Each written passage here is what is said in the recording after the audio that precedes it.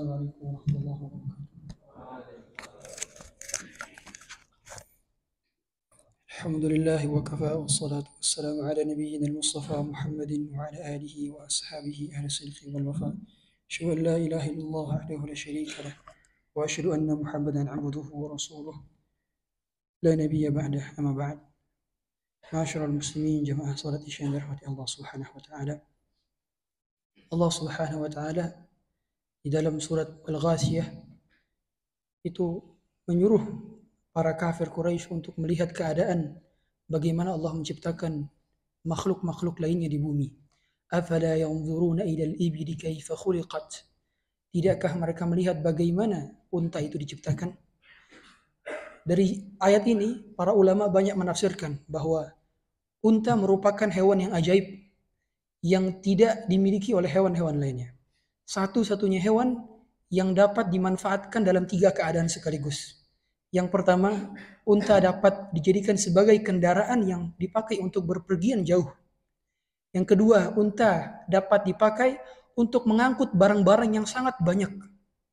Dan yang ketiga, unta dapat dimakan dagingnya, diambil susunya, bahkan digunakan air kencingnya untuk pengobatan. Air kencing unta itu obat untuk kanker, dan itu setelah diteliti secara medis. Dibuktikan, zaman dahulu, orang-orang Arab dahulu menjadikan kencing unta itu sebagai obat, dan ternyata benar sampai sekarang dibuktikan. Kemudian unta ini memiliki keunikan. Jadi unta itu postur tubuhnya besar sekali. Yang mana kalau mengamuk, itu dia tidak dapat, bukan hanya dapat mencelakai tuannya, tapi bahkan dapat membunuhnya.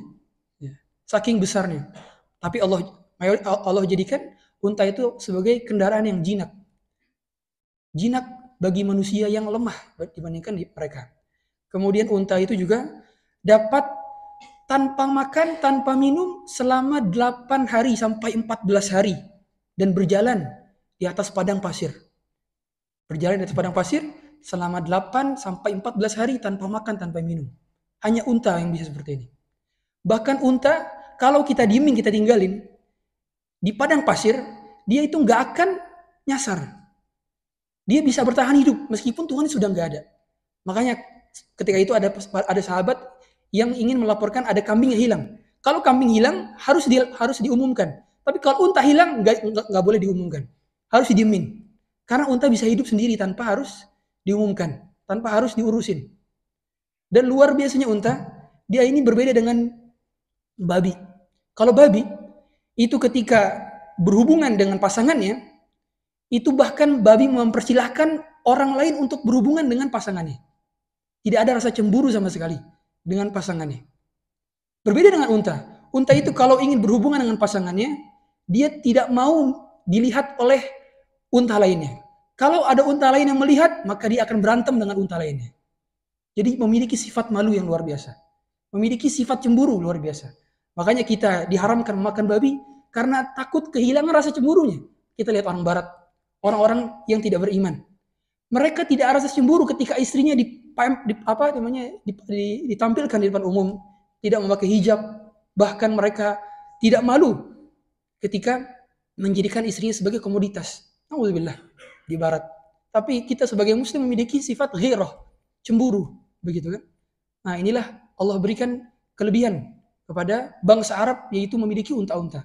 Mengapa Allah di sini bersumpah dengan unta, kemudian dengan langit? Afala yanzuruna ila as-sama'i kaifa rufi'at? Tidaklah mereka melihat langit bagaimana ditinggikan? Wa ilal jibali kaifa nusibat? Bagaimana gunung dapat ditegakkan? Wa ilal ardi kaifa sutihat? Bagaimana bumi dapat dihamparkan?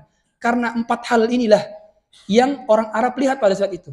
Mereka tidak banyak melihat lautan karena kondisi geografisnya yang padang pasir. Mereka juga tidak banyak dapat melihat hewan-hewan yang seperti di kita, hewan-hewan tropis.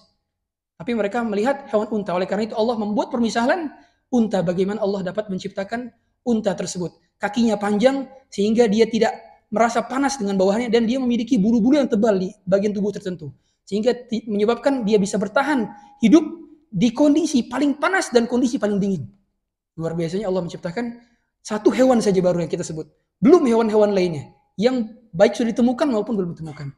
Insya Allah ini akan kita bahas lebih dalam. Nanti setelah Ba'da Isya akan ada kajian berkenaan dengan surah At-Tariq, surah Al-A'la, dan surah Al-Ghasyiyah. Bagi para jemaah yang memiliki waktu luang, persilahkan untuk hadir. Subhanakallah wa bihamdika, asyhadu an la ilaha illa anta, astaghfiruka wa atubu ilaik.